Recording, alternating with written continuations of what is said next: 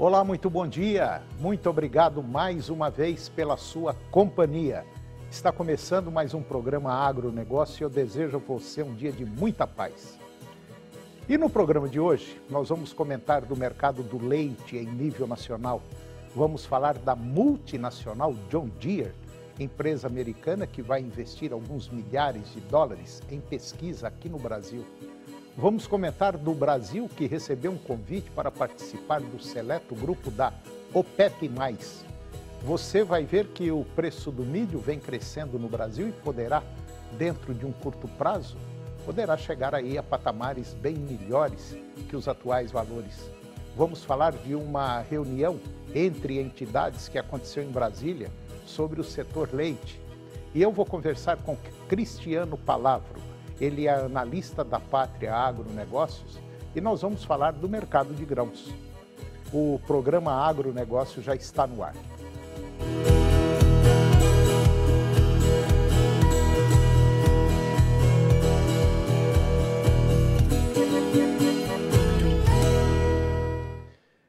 Eu começo o programa de hoje falando do mercado do leite em nível nacional.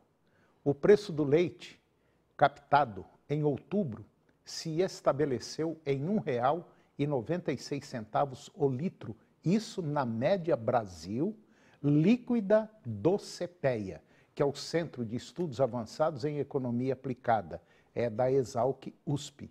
Os dados refletem um recuo de 4,3% frente ao mês anterior e 30,4% em outubro do ano passado, a outubro de 2023. O movimento de queda tem sido influenciado principalmente pela maior disponibilidade interna de lácteos, tanto pelo aumento da produção doméstica quanto pelo crescimento das importações. O índice de captação leiteira, ICAP, do CPEA, registrou uma alta de 1,4% de agosto para setembro. No acumulado do ano, o índice aponta um avanço na captação de 8,4% e, somado a isso, dados da SECEX mostram que, em outubro, as importações aumentaram 26% em relação ao mês anterior, aumentando o volume interno de leite disponível. Do outro lado, o consumo não cresceu na mesma magnitude, ocasionando uma pressão de baixa dos preços, e a expectativa para os próximos meses é que o ciclo de baixa se encerre, trazendo estabilidade para os preços aos produtores. E agora você vai ver que o preço do milho vem crescendo no Brasil e poderá, dentro de um curto prazo, chegar a patamares bem melhores que os atuais valores. Os preços do milho no Brasil subiram 7,8% em novembro, impulsionado pela demanda interna mais efetiva, segundo a consultoria Safras. Os analistas da consultoria indicam que as próximas semanas devem ser marcadas pelas especulações em torno das condições climáticas. Apesar das expectativas apontarem para uma melhora das chuvas na região centro-norte do Brasil, ainda existem muitas incertezas sobre a regularidade das precipitações, o que deve manter os produtores na defensiva em termos de negócios. A boa demanda para o milho brasileiro na exportação, por outro lado, tende a perder um pouco de força devido ao maior interesse do cereal norte-americano. Mesmo assim, os volumes exportados pelo Brasil neste ano deverão ser muito bons, oscilando entre 55 e 57 milhões de toneladas. No cenário internacional, o viés foi negativo para os preços ao longo de novembro, com a boa entrada da safra norte-americana de milho e a sinalização de melhora das condições climáticas para o desenvolvimento das lavouras na Argentina e na região sul do Brasil. Em Campinas, no estado de São Paulo, por exemplo, o preço do milho fechou o mês de novembro entre R$ 65,50 e R$ 66,50 a saca. Já no Porto de Santos, o preço ficou entre R$ 67 e R$ 70 a saca, com preço CIF. Já o valor médio da saca de milho no Brasil foi cotado a R$ 61,00 R$ no último dia de novembro. E agora vamos falar da multinacional John Deere. Ela é uma empresa americana que vai investir alguns milhares de dólares em pesquisas aqui no Brasil. A John Deere anunciou nesta semana um investimento de 180 milhões de reais na construção de um centro de desenvolvimento e testes para agricultura tropical, que é o CAP.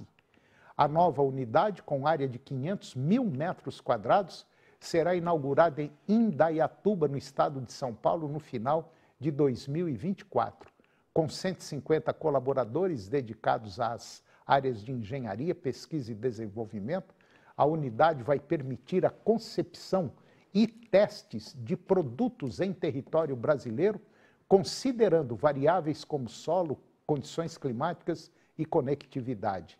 A expectativa é reduzir em até 40% o tempo de desenvolvimento de novas soluções, acelerando a entrega de produtos ao mercado brasileiro. O presidente da John Deere, aqui no Brasil, Antônio Carreri, disse que o Brasil é um país de dimensões continentais e com uma agricultura diversificada que exige soluções adaptadas às condições locais. A unidade também integrará o Centro de Agricultura de Precisão e Inovação CAP, criado em 2017. O CAP desenvolve tecnologias para agricultura de precisão, como sensores, softwares e sistemas de automação. A multinacional americana está presente no Brasil desde 1979. A empresa emprega mais de 9 mil pessoas diretamente aqui no país e exporta equipamentos e soluções para mais de 55 países. E você vai ver agora que o Brasil recebeu um convite para participar do seleto grupo da OPEP+. O Brasil recebeu esse convite para entrar na Organização dos Países Exportadores de Petróleos e Aliados, que é a OPEP+, que é um grupo de 23 países produtores e exportadores de petróleo. A OPEP+, foi criada em 1960 com o objetivo de estabelecer uma política comum em relação à produção e à venda de petróleo. A OPEP reúne 13 grandes produtores de petróleo: Arábia Saudita, Irã, Kuwait, Venezuela, Iraque, Argélia, Equador, Gabão, Indonésia, Líbia, Nigéria, Catar e Emirados Árabes Unidos. Já a OPEP+, formada agora em 2016, congrega mais de 10 países, entre eles a Rússia e a Arábia Saudita. O grupo se reúne regularmente para decidir a quantidade de óleo bruto que será comercializada no mercado mundial, com a produção de 3.600.000 barris de petróleo por dia. O Brasil é o 9º maior produtor de petróleo do mundo e o primeiro da América Latina. Estados Unidos, Rússia e Arábia Saudita na ordem. São os 3 principais, que juntos os 3 países respondem por mais de 40% da produção global. E agora vamos falar um pouquinho de uma reunião que aconteceu lá em Brasília entre entidades sobre o setor leite. A Confederação da Agricultura e Pecuária do Brasil, a CNA, e outras entidades do setor leite se reuniram na última semana de novembro com representantes da Receita Federal para discutir o decreto número 11.372/2023, que trata de incentivos fiscais para laticínios habilitados no programa Mais Leite Saudável.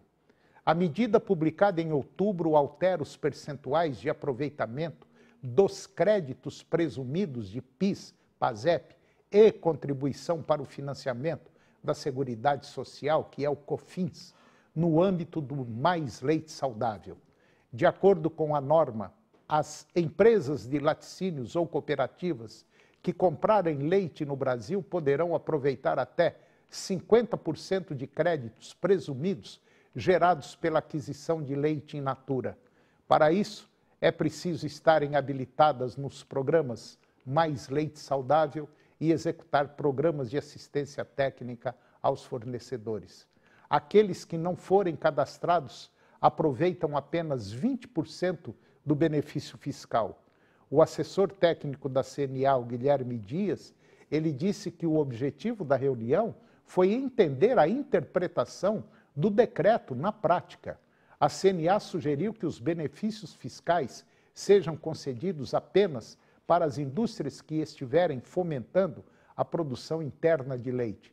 Seria um contrassenso agraciar as empresas que vêm importando leite e prejudicando o mercado brasileiro com tratamento tributário diferenciado.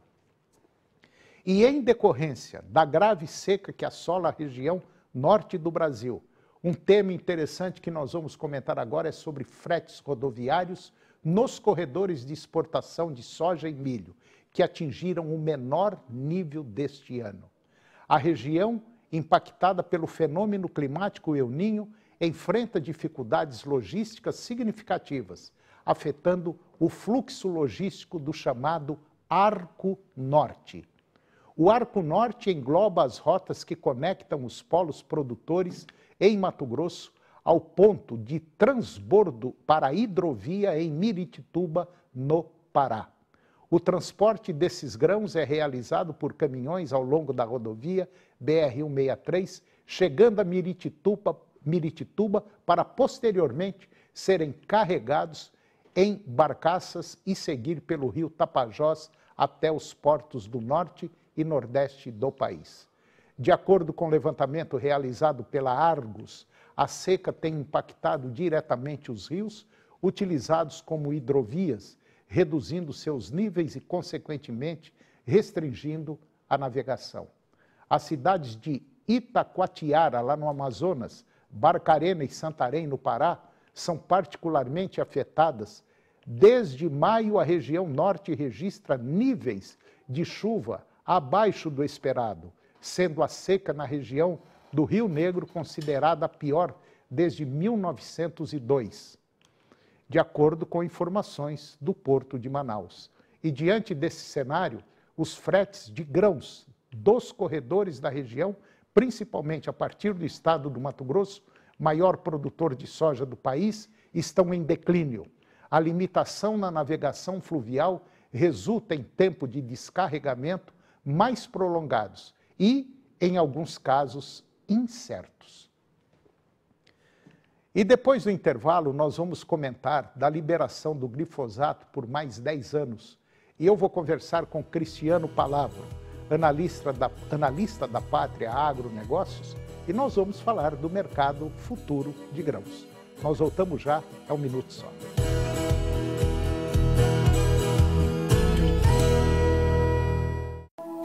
Canal TV Agro. Apoio Planalto Máquinas Agrícolas Revendedor Valtra.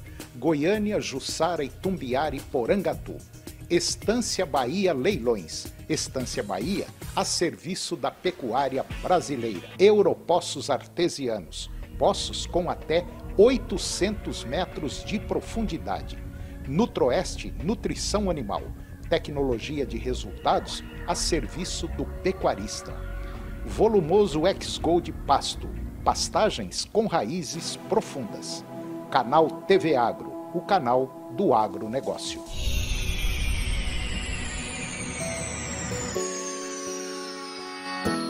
O que é o Senar Mais? É um programa do Senar que leva assistência técnica e gerencial para vocês produtores. Um técnico de campo irá te acompanhar por 2 anos. Ele fará um diagnóstico da sua fazenda, faz um planejamento junto com você, te orienta sobre tecnologias, manejo, oferecendo cursos para qualificação e o principal, fará o gerenciamento mensal da sua atividade. E o que é melhor, sem cobrar nada por isso.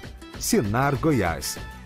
O fim de ano chegou e a 99,5 FM entra nesse clima mágico para deixar sua ceia ainda mais gostosa. Na promoção Cestão de Natal, você concorre a dezenas de cestas natalinas da GA Brasil. São lindos baús recheados de delícias. E tem mais, cada cestão leva junto uma ave super frango Felicitar para deixar sua ceia perfeita. Promoção Cestão de Natal 99,5 FM. Oferecimento Test Drive Team.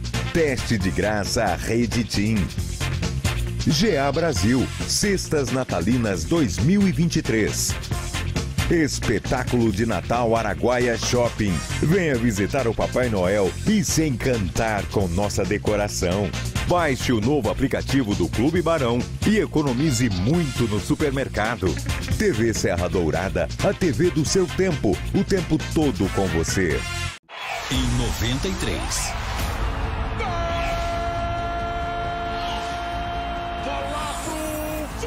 As lendas vão se enfrentar novamente. Encontro de gigantes. Direto do Morumbi. Dia 16, 15 para 6 da tarde. No SBT. Agronegócio. Oferecimento Moinho Fino. A delícia que é o nosso café de todos os dias. Puríssimo. Senar Goiás. A maior escola da terra.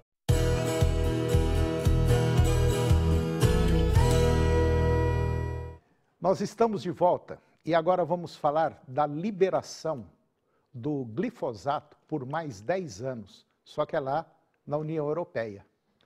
A Comissão Europeia anunciou a adoção do regulamento de execução que renova a aprovação do glifosato por mais 10 anos. Esse movimento, ele segue um comunicado emitido agora no último dia 16 de novembro, revelando a decisão da comissão de estender essa autorização deste herbicida amplamente utilizado na agricultura mundial. A medida está em total conformidade com a legislação da União Europeia, que estimula que a comissão deve adotar um regulamento de execução quando não é possível alcançar uma maioria qualificada, seja a favor ou seja contra, nos órgãos decisórios pertinentes, como o Comitê Permanente e o Comitê de Recurso. A renovação da aprovação do glifosato não ocorre sem condições e restrições adicionais. Baseada em uma avaliação científica rigorosa, a comissão impôs medidas específicas, incluindo a proibição da utilização pré-colheita como dessecante. Além disso, foram estabelecidas aí diretrizes destinadas a proteger organismos não visados. A Comissão Europeia enfatiza que a decisão é baseada em uma análise aprofundada e objetiva, considerando tanto os benefícios agrícolas quanto as preocupações ambientais e de saúde. O regulamento de execução, detalhando as condições e restrições específicas, será publicado no Jornal Oficial da União Europeia. E agora eu vou conversar com Cristiano Palavro. O Cristiano, ele é analista da Pátria Agronegócios e nós vamos falar de um tema que está aí na boca de todo mundo do setor agropecuário brasileiro, que é a situação que nós estamos vivendo hoje no Brasil, situação da soja, do milho, plantio, essa seca severa que nós tivemos, e é uma situação que está preocupando demais o setor agropecuário e também a economia brasileira.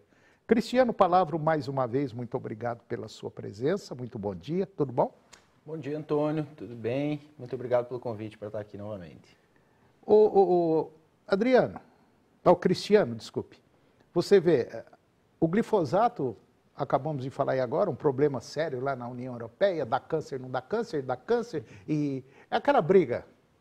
Resumindo a história, agora deram mais 10 anos de prazo para que o glifosato continue e quando der 10 anos vão tirar ele do mercado. Até lá já tem um outro produto para substituir. A verdade é que deram esse prazo de mais 10 anos porque não tem outro, né? Na verdade, para achar uma molécula tão eficiente, com tantos mecanismos de ação e uma eficiência ali como do glifosato é realmente complicado, né? Mas é uma decisão que agrada com certeza o setor, claro, né? Um produto indispensável hoje nas lavouras de soja, principalmente, mas usado aí amplamente em outras culturas. Né? Bom, por falar em cultura, nós estamos aí com basicamente o plantio da soja, na maioria das regiões produtoras já está tudo no chão, as sementes. Caminhando para o fim, né, Antônio? Não podemos dizer que está tudo concretizado. Ainda falta alguma... Um atraso bastante significativo de plantio. Tem lavoura, tem área que nem choveu ainda, né? Exatamente. Mesmo aqui em Goiás, a gente vê que muitas áreas já foram terminadas, outras do centro-norte do estado, a porção sudeste do estado também bastante atrasada. Realmente, entrando nessa janela de dezembro, já é uma soja que, na sua grande maioria das cultivares, já começa com potencial produtivo menor. Já começa a perder na briga, né? Já começa a perder na largada, vamos dizer assim, né? E também muitas áreas plantadas mais cedo, né? Em especial em estados como Rondônia e Mato Grosso, que tem um plantio muito antecipado, são áreas que estão em situação muito, muito delicada. Apesar da melhora das chuvas nos últimos dias, são áreas que já têm perdas consolidadas, adiantamento de ciclo. Quem é produtor sabe, né? Quando a soja adianta seu ciclo, a produtividade vai embora, realmente a planta ali tentando um mecanismo de sobrevivência de jogar suas sementes para frente o mais rápido possível, né? E essas perdas estão acontecendo, o mercado ainda não reagiu a tudo isso, está difícil até mensurar, porque existe muita variabilidade também, né, Antônio? A gente vê áreas que estão boas ou relativamente boas, talvez não com o potencial do ano passado, que foi bem interessante, mas numa mesma região, às vezes numa mesma propriedade, tem áreas muito ruins, lavouras que precisaram ser replantadas, outras que estão ali tentando plantar e não tem umidade suficiente. Na verdade, o que o Cristiano disse foi o seguinte, está difícil para a gente saber o que vai acontecer. Você não tem rumo, não tem um negócio definido, não, como a gente tinha em anos passados aí, a gente tinha certeza absoluta do que ia acontecer. Agora não, agora realmente a situação está uma situação muito delicada, e automaticamente, quando embanana o começo do ciclo da agricultura, que nós temos o primeiro ciclo com soja, depois colhe a soja, planta o milho. O milho também já teve problema sério, já está...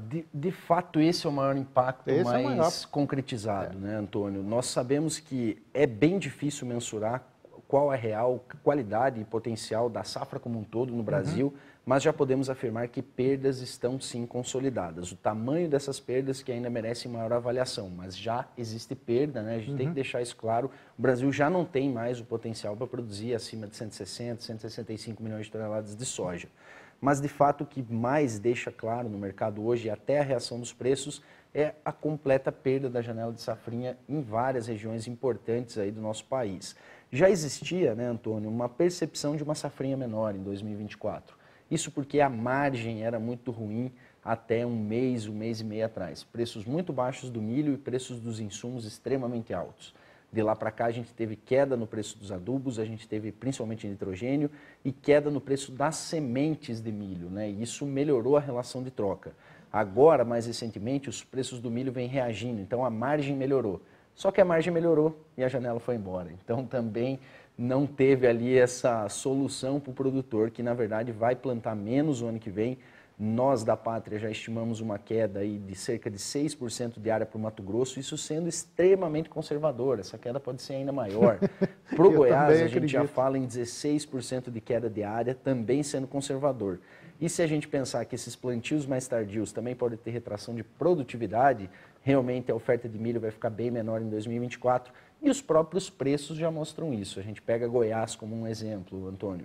R$ 38,00, chegou ali R$ 37,00 quando foi o fundo do poço dos preços. Hoje já tem negócio perto de R$ 60,00 no milho disponível em Goiás, uma alta muito significativa e que já reflete essa oferta menor lá na frente. Então, resumindo tudo isso, significa dizer o seguinte, que o preço vai estar excelente para quem tem o produto, só que não tem o produto. Mais ou menos por aí, sim, mais ou menos, para a turma poder entender. Vai reduzir muito a quantidade de soja e de milho, isso vai fazer o preço subir. E automaticamente vai subir o porquinho, o franguinho, vai subir o pãozinho nosso de cada dia, porque deu problema no trigo também. Enfim, nós vamos ter aí uma subida de preço para você que é consumidor. De fato, uma safra ruim, ela não prejudica só o produtor, ela prejudica toda uma cadeia de consumo, prejudica as indústrias e, no final, logicamente, prejudica o nosso consumidor final. A gente pode ver uma pressão de inflação, novamente, dos alimentos aqui no Brasil. Então, todos os brasileiros têm que torcer por uma safra boa, porque isso é muito produtivo para o país, como você falou lá no começo. Nós podemos ter impactos na nossa balança comercial e até no resultado do PIB do próximo ano. E só para vocês terem uma noção, um dos maiores plantadores de grãos aqui do Brasil, que é a fazenda, o grupo SLC, né? Ele já divulgou agora num documento oficial, que eles vão deixar de plantar aí 16% da área deles. Caramba, 16% de 600 mil hectares é coisa para burro, é muita coisa. E mais um detalhe do documento, a produção deles não vai ser a produção que eles estão acostumados. Então, pegando o exemplo da SLC, jogando para o resto do Brasil, nós vamos ter uma quebra de safra, sim. E, infelizmente, com certeza, se a economia brasileira não der uma melhoradinha, pode ter certeza absoluta, nós vamos entrar num ciclo inflacionário violentamente grande. É o que tudo indica e até os últimos recados do governo federal já mostram isso, né? Já se fala aí num dólar em torno de 5 como um patamar competitivo, já começam a falar que a curva de juros vai continuar caindo, mas num ritmo mais lento. Então tudo isso já sinaliza assim uma pressão inflacionária daqui para frente. Então, esse é o resultado que o agronegócio imprime no Brasil. É o setor mais importante do nosso país e, infelizmente, se fosse uma luta de boxe, ele acabou de levar um soco no queixo e está segurando nas cordas para não cair. Exatamente, exatamente. Começamos mais um ciclo cheio de desafios, mas esse começou muito mal. A redução do volume de chuvas em outubro e novembro para algumas regiões aqui do centro-norte do país foi impressionante. Choveu 1/4 do que, na média, chove no mês de outubro, no mês de novembro. Então, assim, é um resultado assim, muito diferente. Você vê plantio em dezembro no Mato Grosso é muito raro. E é o que a gente está vendo até agora. O plantio não acabou. O primeiro plantio. Primeiro plantio, exatamente. Quando você pega o Mato Piba, então, áreas da Bahia, áreas do Piauí, até agora as chuvas não chegaram lá com consistência, temperaturas extremamente altas e previsões ainda muito ruins pela frente. Então tem muito impacto aí o El Niño, tão falado El Niño, que muita gente desmereceu lá em agosto, setembro, já imprimiu uma marca muito característica aí na nossa safra. E nem estamos falando do Sul, que praticamente teve que viver de bote, de barco lá nessas últimas semanas e meses. E nós estávamos comentando, eu e o Cristiano, como você está acompanhando, nós estamos falando de grãos. Só que o leite que você bebe vem do grão. A vaca depende do grão também. E a carne que nós comemos vem do pasto. Infelizmente, com a falta de chuva, nós não temos pasto. Que provavelmente esses pastos só sairão lá por volta de fevereiro e olha lá ainda. Até lá, o gado não ganhou peso, infelizmente. Um problema a mais e que também já se reflete nos preços do boi gordo, né? A gente já viu que do fundo do poço também, observado alguns meses atrás, já há uma recuperação bem significativa, já diante da oferta menor e da nutrição animal que está ficando bem mais cara. Você pega a relação de troca do boi gordo com o milho, do farelo com o boi gordo, já subiu bastante, está acima da média dos últimos anos. Infelizmente. É uma notícia que a gente não gostaria de dar, não, mas é o que nós estamos vivendo nesse exato momento. Bom, se você quiser bater um papo com o Cristiano, se você é lavorista, se você mexe com boi e quer saber como é que está o mercado futuro, trava o boi, trava a soja, trava o milho, é só procurar o Adriano lá na Pátria Agronegócios. A Pátria tem um grupo especializado lá de consultores, de gente especializada, que vai mostrar aí uma estrada mais ou menos boa para todos nós, porque o momento não é muito legal, não. Cristiano, mais uma vez, obrigado e até a próxima. Até a próxima. Obrigado pelo convite novamente. Contem sempre com a Pátria. É uma honra. E o programa de hoje chegou ao fim. Eu termino o nosso programa com a seguinte frase: não espere por uma crise para descobrir o que é importante em sua vida. Muito obrigado pela sua companhia, que Deus nos abençoe e até o próximo programa. TV Serra Dourada SBT Goiânia. Agora suas manhãs têm mais alegria na TV Serra Dourada, com Silvier Alves, de segunda a sexta, às 11h15. A seguir, Primeiro Impacto Continuação.